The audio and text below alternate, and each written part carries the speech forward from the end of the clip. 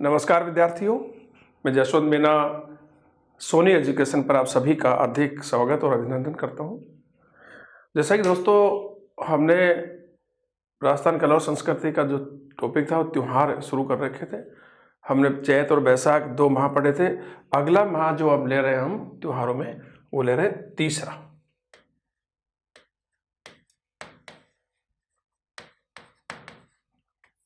ज्येष्ठ माह। और ज्येष्ठ माह का पहला लेना है अपन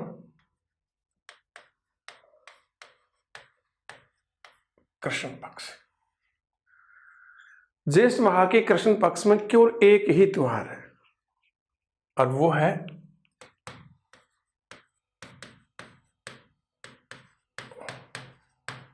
वट सावित्री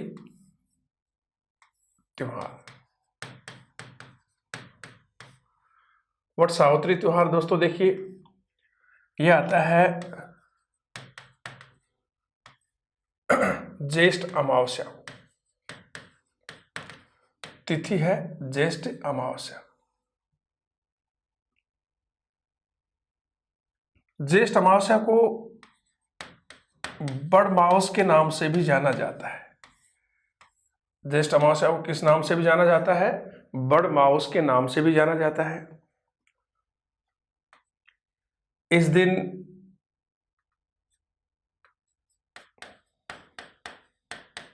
महिलाएं वट वृक्ष की पूजा करती हैं। कौन से वृक्ष की? वट वृक्ष की, जो वट का पेड़ होता है उसकी पूजा करते हैं और अपने पुत्र एवं पति की मंगल कामना करते हैं। यह अखंड सौभाग्य का भी त्योहार माना जाता है। तो ज्येष्ठ माह में जो हमने पहला त्योहार लिया वो वट सावित्री वट त्योहार लिया। ये ज्येष्ठ अमावस्या को आता है। ज्येष्ठ अमावस्या को बड़मावस के नाम से भी जाना जाता है। महिलाएं इस दिन वट वृक्ष की पूजा करती हैं और अपने पुत्र और पति की मंगल कामना करती हैं। तो ज्येष्ठ माह में केवल एक ही त्योहार था, वट सावित्री वट त्योहार। अब देखते हैं कि ज्येष्ठ माह में शुक्ल पक्ष में कौन से त्योहार आते हैं। शुक्ल पक्ष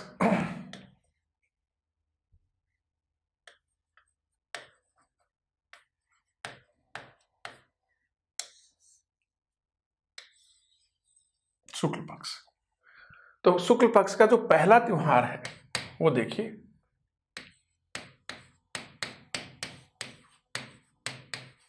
गंगा दशहरा त्योहार। तिथि आ गई ज्येष्ठ शुक्ला सप्तमी। और ये त्योहार कहां मनाया जाता है? देखिए, भरतपुर की कामा तहसील में, भरतपुर की कामा तहसील में गंगा दशहरा त्योहार मनाया जाता है। और इस दिन यहां गंगा दशहरा का मेला भी भरता है। तो ज्येष्ठ माह के शुक्ल पक्ष का पहला त्योहार गंगा दशहरा का त्योहार है। ज्येष्ठ शुक्ला सप्तमी को ये भरता है और भरतपुर की कामा तहसील में इस त्योहार के दिन गंगा दशहरा का मेला भी भरता है। दूसरा त्योहार देखिए,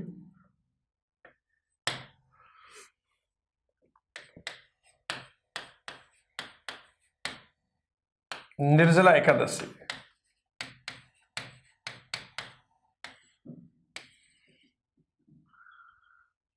तिथि है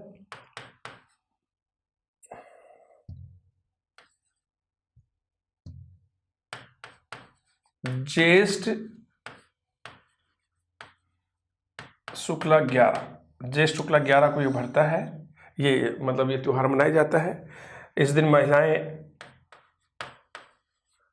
पूरे दिन निर्जल रहती हैं, पानी नहीं पीती हैं और ये इस व्रत के करने से श्रेष्ठ फल की प्राप्ति होती है। इस एकादशी को भीम ग्यारस के नाम से भी जाना जाता है। ठीक है। और कबीर जयंती ज्येष्ठ पूर्णिमा के दिन, कबीर जयंती भी मनाई जाती है। तो ज्येष्ठ माह का शुक्ल पक्ष का पहला त्यौहार गंगा दशहरा का त्यौहार, ज्येष्ठ शुक्ला, ये भरतपुर की कामा तहसील में, इस दिन वहाँ गंगा दशहरा का मेला भी भरता है। दूसरा निर्जला एकादशी, ये ज्येष्ठ शुक्ला 11 को, महिलाएं इस दिन पूरे दिन भर निर्जल रहती हैं, पानी नहीं पीती हैं, और इस व्रत के करने से कहते हैं कि श्रेष्ठ फल की प्राप्ति होती है। इसे भीम ग्यारस के नाम से भी जाना जाता है इस एकादशी को। और ज्येष्ठ पूर्णिमा के दिन कबीर जयंती भी मनाई जाती है।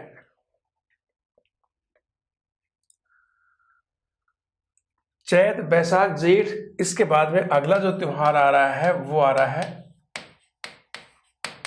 आषाढ़ माह। अब आषाढ़ माह में हम सबसे पहले लेते हैं महीने का पहला पक्ष। पहला पक्ष कौन सा आता है? कृष्ण पक्ष। और कृष्ण पक्ष में देखते हैं कि कौन सी, कृष्ण पक्ष में एक ही त्योहार आता है, योगिनी एकादशी। आषाढ़ माह का पहला, कृष्ण पक्ष का पहला त्योहार योगिनी एकादशी। और इसकी तिथि कौन सी है?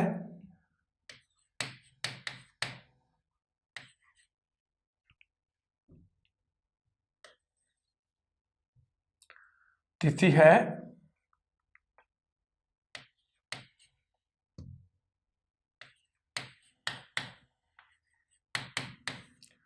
आषाढ़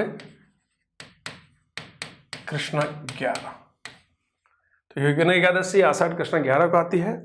और कहते हैं कि इस एकादशी, इस 11 को करने से समस्त पाप नष्ट हो जाते हैं। इसका व्रत करने से समस्त पाप नष्ट हो जाते हैं। तो इसलिए कभी मौका मत चूकना। यदि आपने कोई पाप किए हैं तो योगिनी एकादशी का व्रत कर लेना, सारे पाप नष्ट हो जाएंगे। तो आषाढ़ माह में कृष्ण पक्ष में केवल एक ही त्योहार है योगिनी एकादशी का, जो आषाढ़ कृष्ण एकादशी 11 को आता है। और कहते हैं कि योगिनी एकादशी का व्रत करने से समस्त पाप नष्ट हो जाते हैं।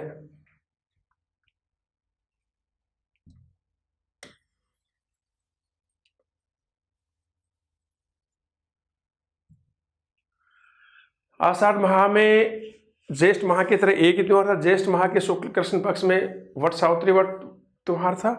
आषाढ़ माह के कृष्ण पक्ष में केवल एक ही था, योगिनी एकादशी। अब लेते हैं इस माह का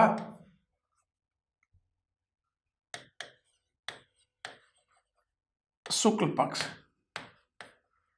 कि शुक्ल पक्ष में कौन से त्योहार आते हैं? तो शुक्ल पक्ष का जो पहला त्योहार है वो देखिए आप,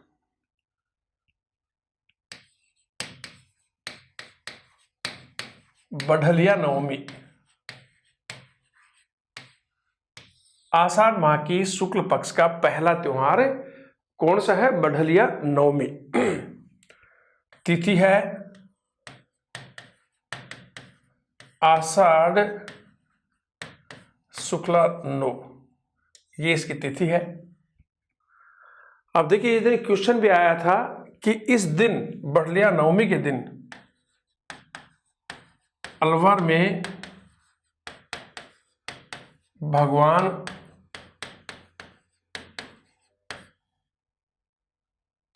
जगन्नाथ की सवारी निकाली जाती है। बहुत क्वेश्चन, बड़ा क्वेश्चन था कि ये क्वेश्चन था कि भगवान जगन्नाथ की सवारी कहाँ निकाली जाती है, अलवर में, और वो भी कब, बढ़लिया नवमी को। ये भी क्वेश्चन आता है कि बढ़लिया नवमी कब आती है, आषाढ़ शुक्ला 9 को, और ये सवारी निकाली जाती है आषाढ़ शुक्ला 9 से शुक्ला 13 तक। और दोस्तों आपको पता होगा कि ऐसे ही सवारी भगवान जगन्नाथ की उड़ीसा के पुरी में निकाली जाती है। उड़ीसा के पुरी में भी भगवान जगन्नाथ की इसी प्रकार की सवारी निकाली जाती है। दूसरा जो त्योहार है वो देखिए कौन सा है, देवशयनी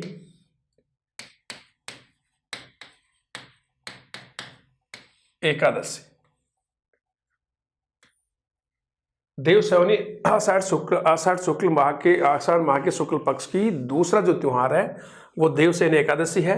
तिथि है, बहुत इंपॉर्टेंट है, बहुत बार क्वेश्चन पूछा जाता है, आषाढ़ शुक्ल 11 ये तिथि है।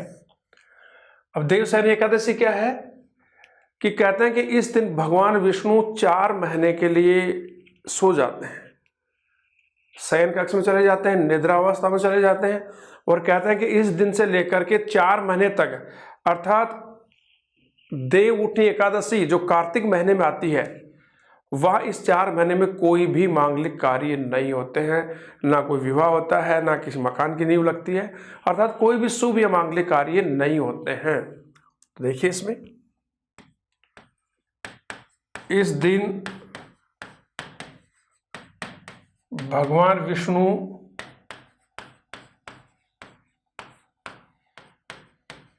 चार माह तक सो जाते हैं, और इस दिन से कोई भी मांगलिक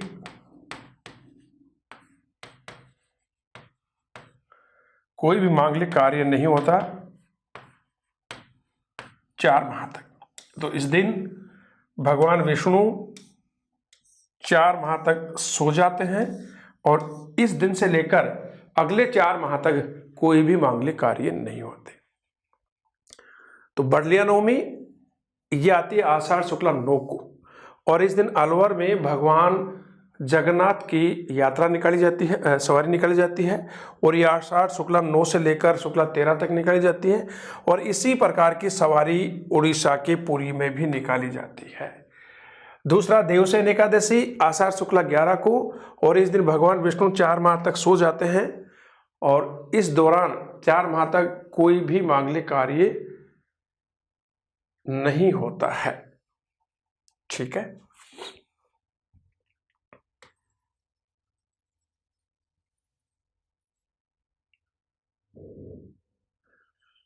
तीसरा जो त्योहार है आषाढ़ शुक्ल पक्ष का, वो है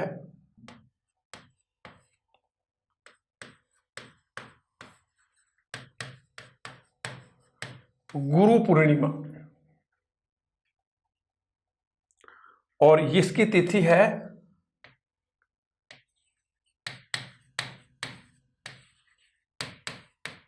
आषाढ़ पूर्णिमा को गुरुनी पूर्णिमा आती है, या आषाढ़ पूर्णिमा को ही गुरु पूर्णिमा के नाम से जाना जाता है। गुरु की पूजा की जाती है, गुरु की पूजा करके उससे आशीर्वाद लिया जाता है, और इस गुरु पूर्णिमा को ही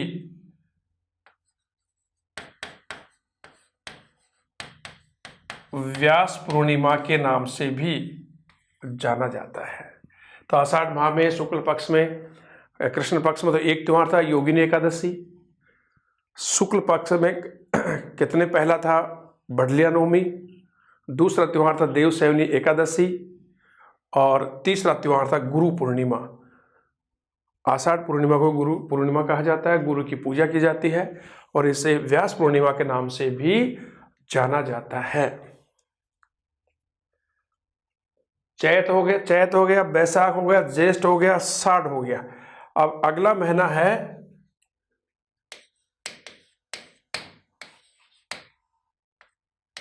श्रावण मास, श्रावण का महीना।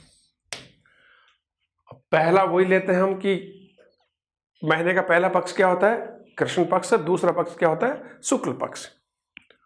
पहले लेते हैं अपन कृष्ण पक्ष, श्रावण माह का कृष्ण पक्ष। अब श्रावण माह के कृष्ण पक्ष में पहला जो त्योहार आता है वो आता है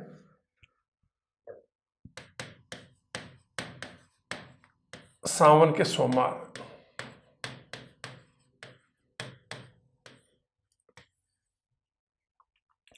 पहला जो व्रत है या त्योहार आता है श्रावण के कृष्ण पक्ष में, सावन के सोमवार। तो सावन महीने के प्रत्येक सोमवार को व्रत रखा जाता है, भगवान शिव की पूजा की जाती है और उनके भजन गीत गाए जाते हैं, मंदिरों में पानी चढ़ाया जाता है। बहुत ही पवित्र महीना माना जाता है सावन का।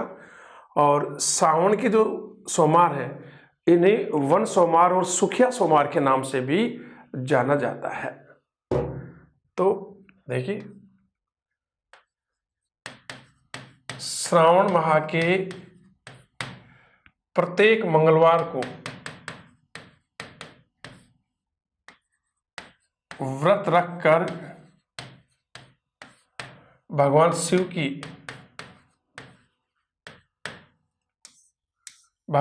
की पूजा की जाती है।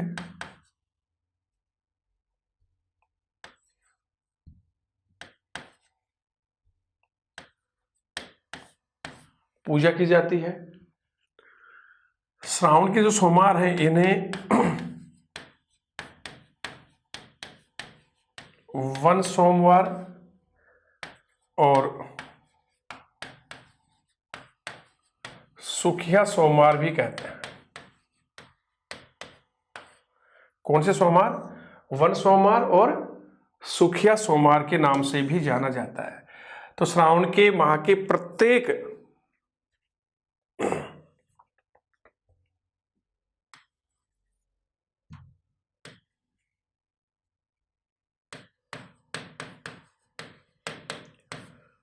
सोमवार को व्रत रख करके भगवान शिव की पूजा की जाती है। सावन के सोमवारों को वन सोमवार और सुखिया सोमवार के नाम से भी जाना जाता है। कृष्ण पक्ष का दूसरा जो त्योहार है वो है गौरी मंगला पूजन। गौरी मंगला पूजन। तो दोस्तों, जिस प्रकार से सावन के प्रत्येक सोमवार को व्रत रखकर भगवान शिव की पूजा की जाती है, उसी प्रकार से श्रावण के प्रत्येक मंगलवार को व्रत रखकर माता गौरी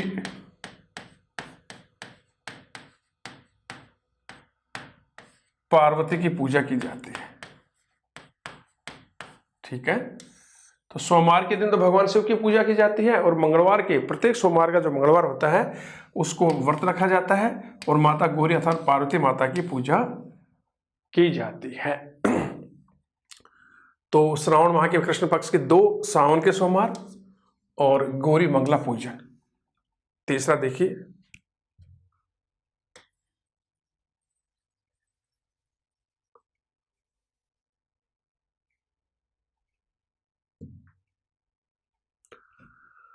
तीसरा त्योहार देखिए,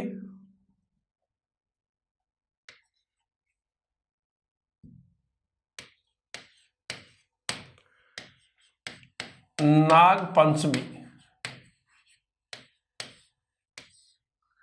श्रावण माह के कृष्ण पक्ष का तीसरा त्योहार कौन सा है? नाग पंचमी। तिथि देखिए,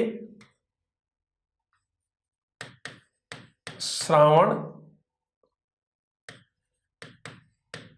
कृष्ण 5, ये तो है तिथि।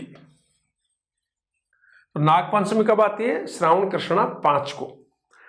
इसमें देखिए क्या होता है, ये नागों का त्योहार है,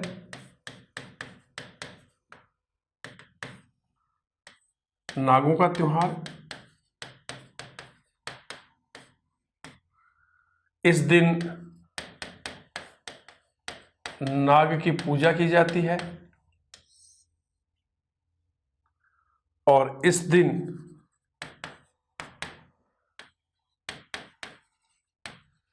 जोधपुर में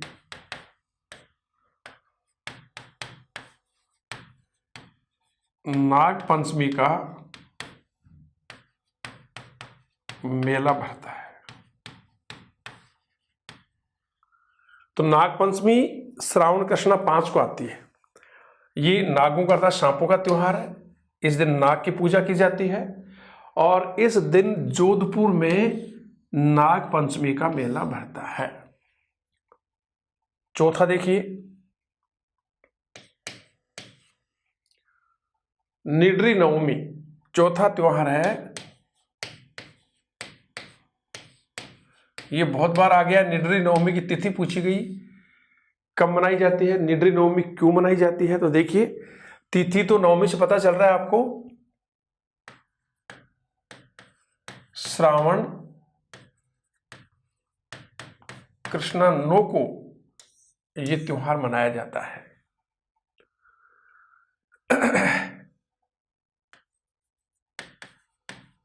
श्रावणी कृष्णा नवमी को अर्थात निड्री नवमी को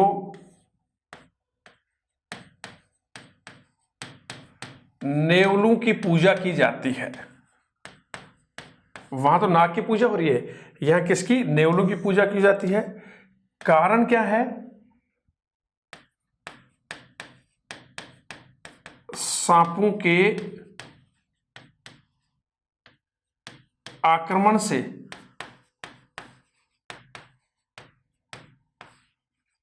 बचने के लिए।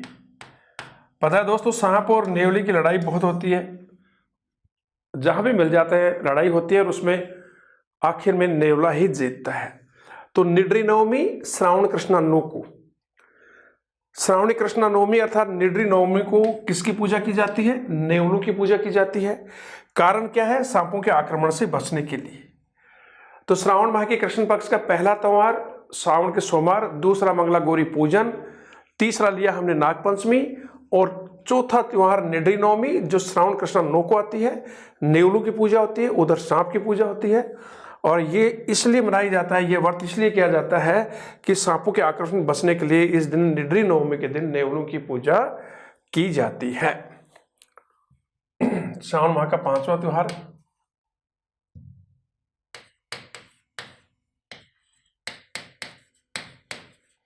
कामिका एकादशी।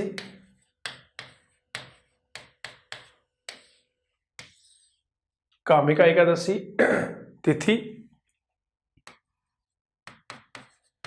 श्रावण कृष्णा 11 और कामिका एकादशी के दिन भगवान विष्णु की पूजा की जाती है। इस दिन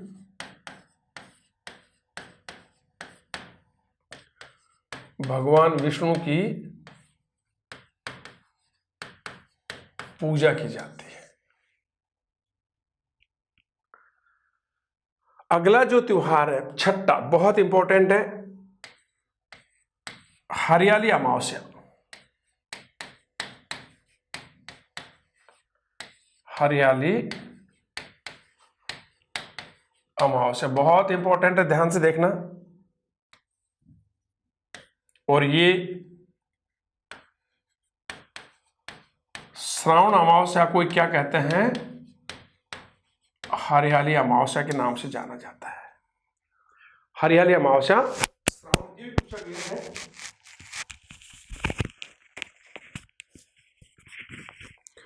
कि हरियाली जैसे हरियाली अमावस्या कब आती है? श्रावण अमावस्या या आषाढ़ अमावस्या, या किस अमावस्या को हरियाली अमावस्या के नाम से जाना जाता है? तो किसको? श्रावण अमावस्या को हरियाली अमावस्या के नाम से जाना जाता है। अब इसमें देखिए क्या क्या आपके एग्जाम की दृष्टि से महत्वपूर्ण चीजें हैं। इस दिन भगवान को खीर और मालपुओं का भोग लगाया जाता है। खीर और मालपुओं का भोग लगाया जाता है। इस दिन अजमेर के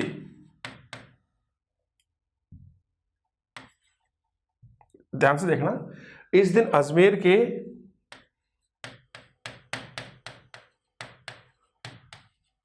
मांगलियावास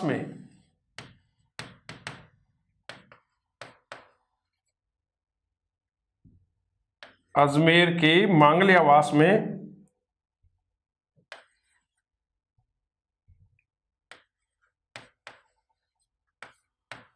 कल्प वृक्ष का मेला लगता है या भरता है। बहुत इंपॉर्टेंट है। इसी दिन अजमेर के मांगलियावास में कल्प वृक्ष का मेला लगता है। और दोस्तों इसी दिन हरियाली अमावस्या के दिन की बात हो रही है। विजय सिंह पथिक ने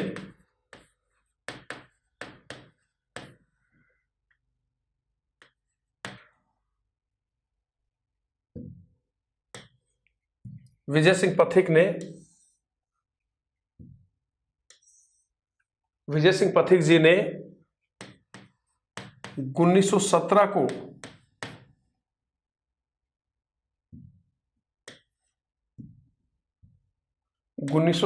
में बेरीसाल, और बेरीसाल कहां पर है? भीलवाड़ा में। बहुत इंपॉर्टेंट। 1917 में बेरीसाल गांव में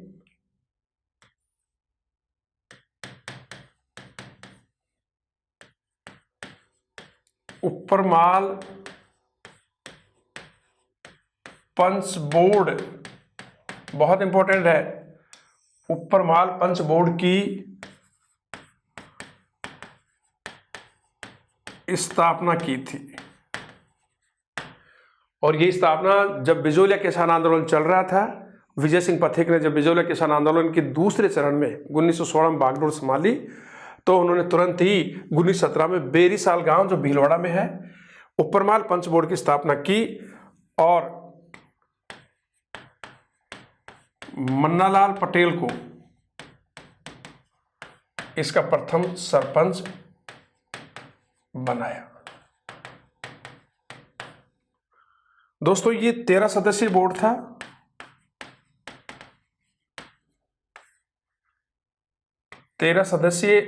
था।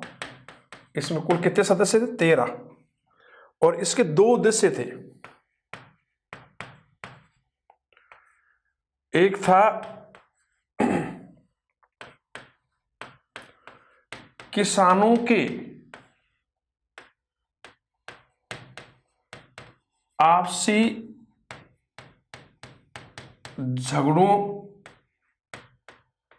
को निपटाना। एक उद्देश्य तो यह था इसका कि किसानों के आपसी जो झगड़े हैं उनको निपटाना। दूसरा जो उद्देश्य था इसका,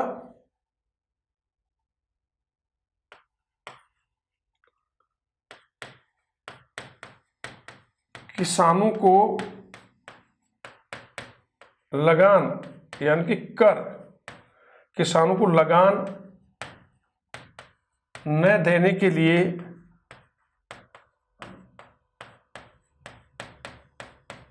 प्रेरित करना। बहुत इंपॉर्टेंट चीज है। दोबारा देखिए आप, कामिका एकादशी तो श्रावण कृष्ण 11 को आती है और इस दिन भगवान विष्णु की पूजा की जाती है। तो अब जो छठा त्योहार था वो था हरियाली अमावस्या। तो पहला क्वेश्चन था कि हरियाली अमावस्या किस अमावस्या को कहते हैं? श्रावणी अमावस्या को। इस दिन भगवान को खीर और मालपुओं का भोग लगाया जाता है। इसी दिन अजमेर के मांगलियावास में कल्प वृक्ष का मेला भरता है। और कहते हैं कि दोस्तों कल्प वृक्ष के जोड़े जो होते हैं, पेड़ 7 होते हैं, इनके नीचे जाकर के कोई मन्नत मांगनी जाती है तो मन्नत पूरी होती है। इसी दिन हरियाला अमावस्या के दिन बिजोलिया किसान आंदोलन के दौरान विजय सिंह पथिक ने 1917 में भीलवाड़ा के बेरीसाल गांव में ऊपरमाल पंच बोर्ड की स्थापना की थी और मन्ना लाल पटेल को इसका सरपंच बनाया था। ये 13 सदस्यीय बोर्ड था और इस ऊपरमाल पंच बोर्ड के 2 उद्देश्य थे। एक तो किसानों के जो आपसी झगड़े होते थे वो अन्य तरह जाकर के किसान आपस में ही उनका निपटारा करें, उनका सुलटारा करें, समझौता करें। दूसरा, किसानों को लगान अर्थात टैक्स न देने के लिए प्रेरित करना कि किसानों को किसी प्रकार का सामंत को या जागीरदार को कोई टैक्स नहीं देना है। ये ऊपरमाल पंच बोर्ड बहुत बार आ गया। ऊपरमाल पंच बोर्ड की स्थापना किसने की? विजय सिंह पथिक ने। ऊपरमाल पंच बोर्ड की स्थापना कब हुई? उत्तर हरियाली अमावस्या के दिन। ऊपरमाल पंच बोर्ड की स्थापना बेरीसाल गांव में विजय सिंह पथिक ने कब की? 1917 में। ये कितने सदस्यीय बोर्ड था? 13 सदस्यीय बोर्ड। इसका प्रथम सरपंच या मंत्री मन्ना लाल पटेल को, और इसके उद्देश्य क्या थे? किसानों के आपसी झगड़ों को निपटाना और किसानों को टैक्स न देने के लिए मोटिवेट करना, प्रेरित करना। ये श्रावण माह के कृष्ण पक्ष के 6 त्योहार थे। अब देखते हैं शुक्ल पक्ष में चलते हैं। श्रावण माह शुक्ल पक्ष।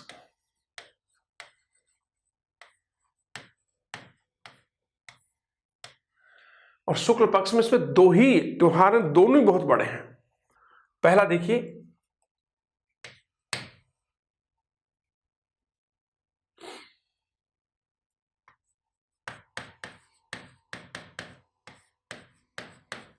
श्रावणी तीज। बहुत बार क्वेश्चन पूछा गया है। श्रावणी तीज तिथि है श्रावण शुक्ला 3।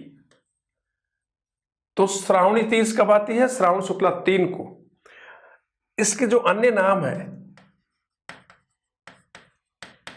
इसके जो अन्य नाम है वो देखिए आप। इसी को छोटी तीज भी कहते हैं। ये क्वेश्चन बहुत बार आ गया कि छोटी तीज कब आती है? श्रावण शुक्ला 3 को, बहुत ही बार। बड़ी तीज कब आती है?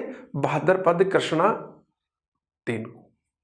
तो पहले तो तिथि पूछी जाती है कि तीज कब आती है, क्योंकि तीज में छोटी तीज सबसे लोकप्रिय है और इसे श्रावणी तीज भी कहते हैं। श्रावण शुक्ला 3 को आती है छोटी तीज। दूसरा इसका नाम है, इसको झूला तीज के नाम से भी जाना जाता है, क्योंकि झूला झूलते बहुत सारे झूले डलते हैं, लोग झूलते हैं उनमें। तीसरा, इसे हरियाली तीज भी कहते हैं।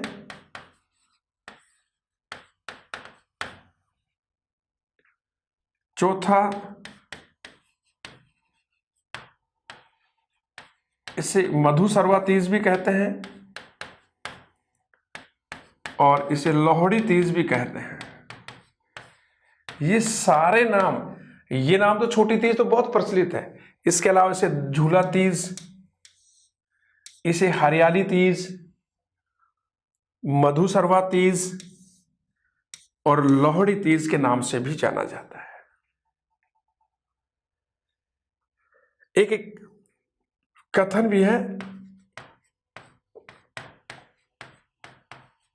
तीज त्योहारा बावड़ी,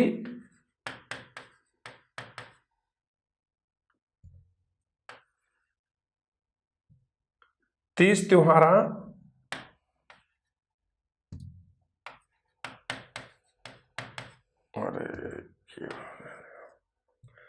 त्योहारा बावड़ी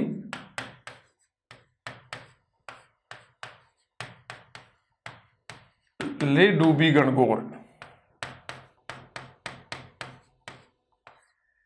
ये कथन है कि तीज त्योहारा बावड़ी ले डूबी गणगौर, अर्थात गणगौर से कुछ समय के लिए, कुछ दिनों महीनों के लिए त्योहार बंद हो जाते हैं और जैसे तीज का त्योहार आता है वापस से त्योहार का आगमन हो जाता है, त्योहार आना शुरू हो जाते हैं। और मैंने अभी गणगौर का त्योहार बढ़ाया, उस समय आपको बताया था कि हाड़ो ले डूबियो गणगौर, तो बूंदी का जोत सिंह हाड़ा था। तो यहाँ से त्योहार पुनः शुरू हो जाते हैं। अब तीज का जो त्योहार है, ये देखिए, ये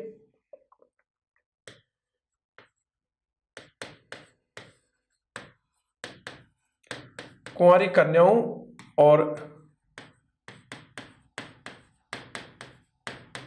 नवविवाहितों का त्योहार है, जिनकी बिल्कुल शादी हुई है, जिन लड़कियों की, कुंवारी कन्याओं और नवविवाहितों का त्योहार है। और जिन लड़कियों का नया विवाह हुआ है और तीज से पहले वो अपने ससुराल से अपने पीहर आ जाते हैं, और फिर ससुराल से उनके लिए सिंजारा आता है। सिंजारे में उनके लिए आभूषण आते हैं, कपड़े आते हैं, गहने आते हैं, और उन्हीं आभूषणों और गहनों को पहन करके वो इस तीज का त्योहार मनाती हैं, श्रृंगार करती हैं, झूला झूलती हैं और ऋतु के गीत गाती हैं। सिंजारा मनाया जाता है, और सिंजारा मैंने बताया था उस समय भी कहाँ से आता है, ये नवविवाहित होते हैं, उनके ससुराल से सिंजारा आता है।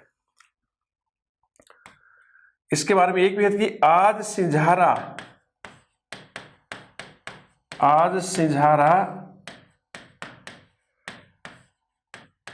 तड़के तीज, छोरिया न लेगी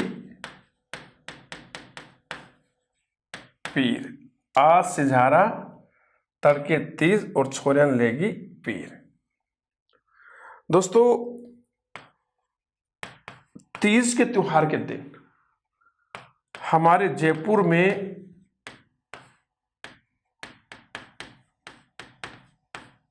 तीज माता की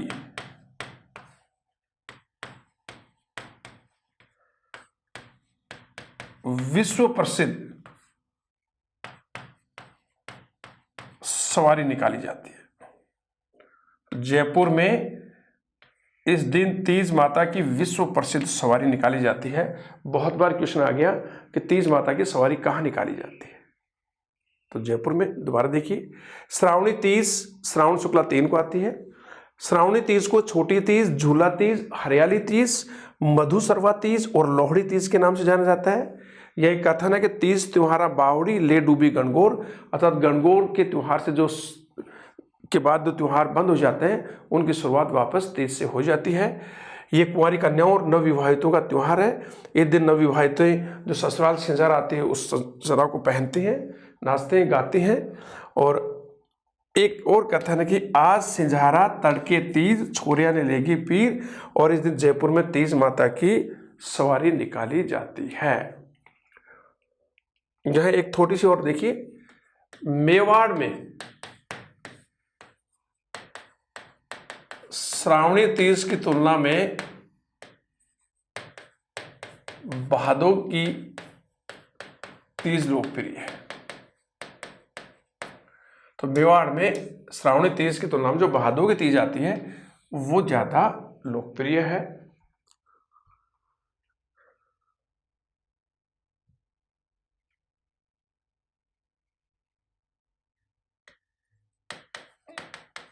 आषाढ़ माह का शुक्ल पक्ष का जो दूसरा त्योहार है, वो है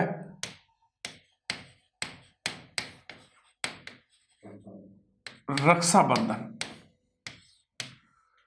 दूसरा जो त्योहार है कौन सा है? रक्षाबंधन का है। पहला कौन सा था? तीज का त्योहार। तो देखिए, रक्षाबंधन कब आता है?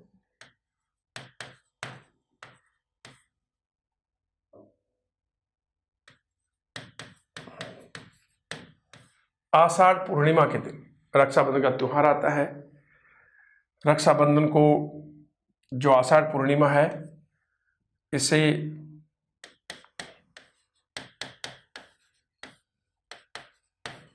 नारियल पूर्णिमा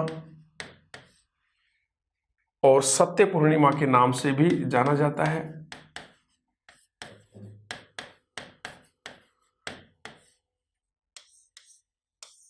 तो रक्षाबंधन आषाढ़ पूर्णिमा के दिन आती है।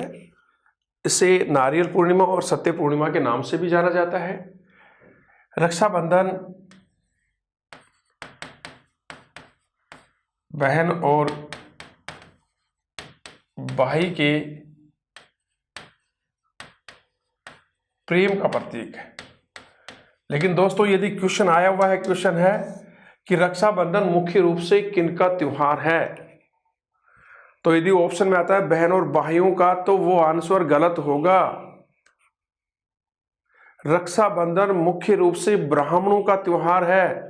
आपने देखा होगा कि रक्षाबंधन के दिन जो ब्राह्मण है, ब्राह्मणी है, महिला, वो अपने घर में राखी बांधने आती हैं। तो यहाँ पर एक नोट कर लो कि वैसे ये बहन और भाई के प्रेम का प्रतीक है, लेकिन क्वेश्चन पूछा जाता है कि रक्षाबंधन किनका त्योहार है, तो आपका उत्तर क्या होगा? ब्राह्मणों का त्योहार है।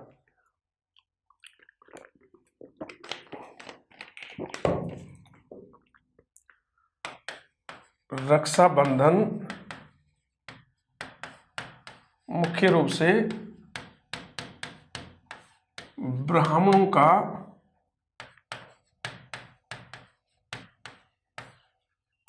त्योहार है। तो रक्षाबंधन किनका त्योहार है? ब्राह्मणों का त्योहार है। इस दिन भारत का जो प्रसिद्ध तीर्थ स्थल है अमरनाथ, इस दिन भारत के प्रथम तीर्थ स्थल अमरनाथ में बर्फ का शिवलिंग बनता है। रक्षाबंधन अर्थात आषाढ़ पूर्णिमा के दिन भारत के प्रसिद्ध तीर्थ स्थल अमरनाथ में बर्फ का शिवलिंग बनता है। इधर देखिए, रक्षाबंधन के दिन ही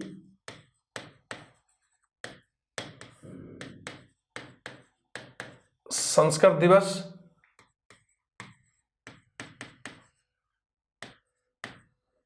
और गायत्री जयंती मनाई जाती है।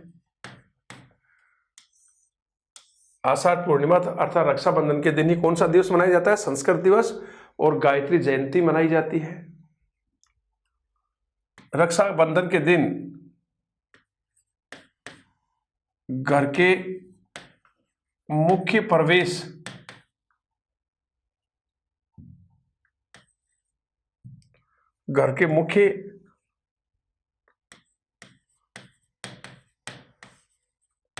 प्रवेश द्वार पर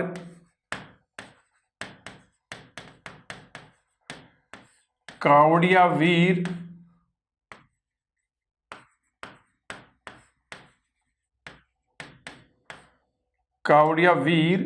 श्रवण कुमार के चित्र बनाए जाते हैं। इस दिन कुंवारी कन्याएं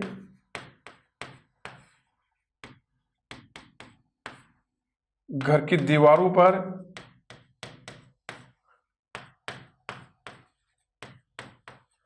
रिखेसर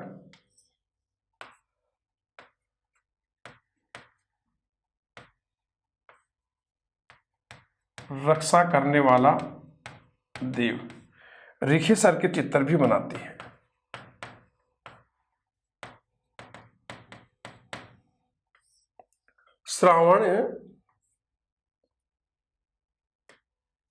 श्रावण और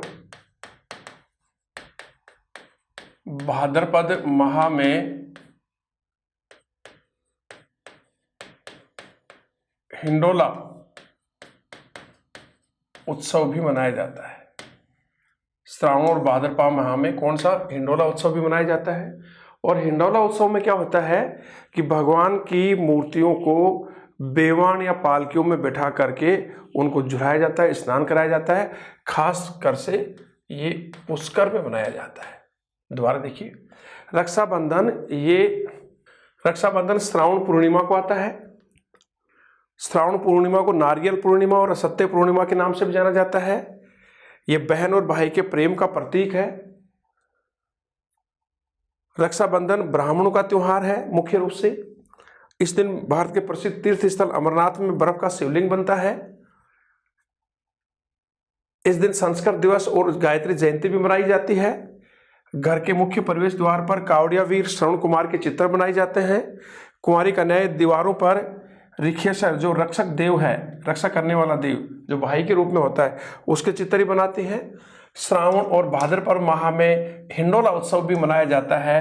हिंडोला उत्सव में भगवान गौड़ की मूर्तियों को बेवाण या पालकियों में बैठा करके झुलाया जाता है, स्नान कराया जाता है। और ये मुख्य रूप से त्यौहार ज़्यादा मनाया जाता है पुष्कर में।